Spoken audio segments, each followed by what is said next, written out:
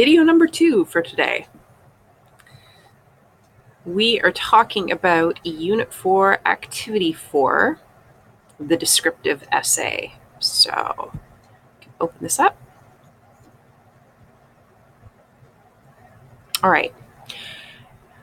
Now, there is such an essay as a descriptive essay, but that doesn't mean that an essay is just descriptive, and that doesn't mean that other essays don't use descriptive elements. But the goal for a descriptive essay is really to try to capture a particular feeling or event or moment in time and immerse you in the experience. And so what I'm having you start off by doing is looking at this image of this house, and then I direct you to the assignment area to complete assignment 1. So let's do that.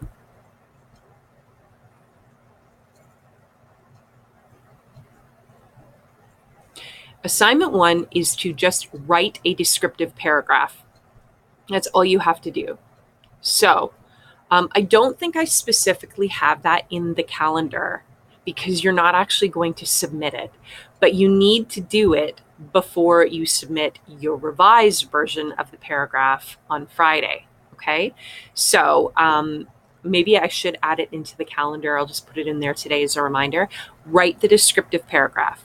Don't submit it though, just hang on to it, because what I want you to do then is I want you to read the essay On the Road to Berlin.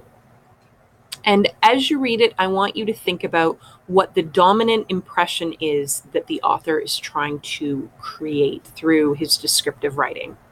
Then you're going to do your analysis notes again. You're going to submit your reading questions. Here they are. All right. You may need to review literary devices, simile, personification, and metaphor.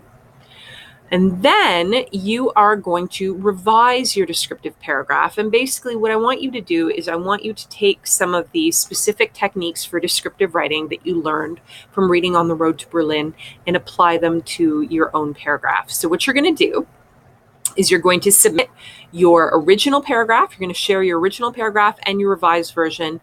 And I want you to make sure that your paragraph has a dominant impression, that it uses connotative language, that it uses simile, metaphor, or personification to enhance the dominant impression, and then it uses sensory imagery. You don't have to do that with the first paragraph. In fact, pretend you didn't hear me say any of that if you haven't written your paragraph yet.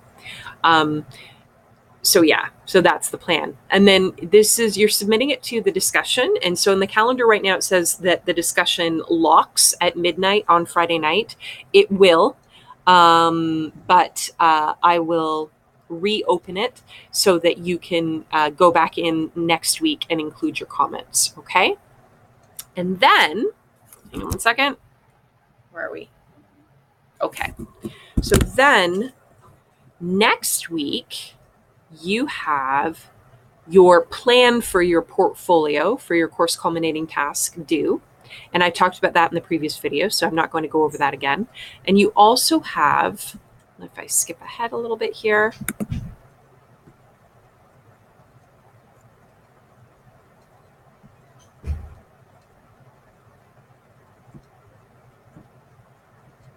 okay, you have Unit 4, Activity 5 due. So in this activity, I'm having you review the conventions of different types of essays. All right. I'm thinking about why you would choose one type of essay over another, depending on what it is that you're trying to communicate.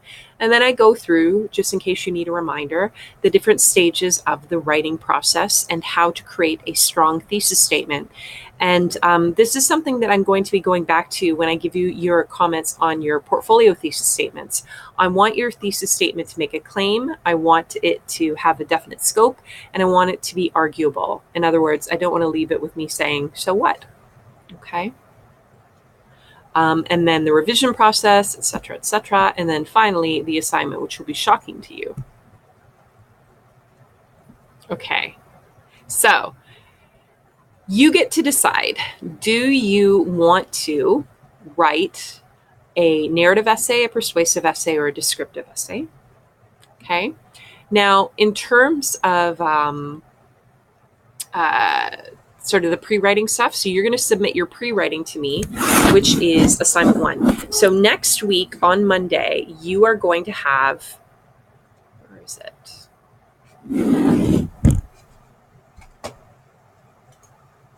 Pardon me. Okay, sorry. Next week on Friday, sorry, June 1st, Friday, that's when you have your pre-writing for your essay due. All right. So you got pretty much the full week to think about it and get started on it. And then you're going to submit it to me and I'm going to give you feedback. So in the meantime, since you're not going to need all of next week just to do pre-writing, I think that would be a good time to work on your course culminating task. All right. And I'm seeing something in the calendar. I'm seeing Unit 4, Activity 5, Learning Skills and Work Habits discussion. And I don't even remember what that is, to be totally honest. I'm going to it now to look at it.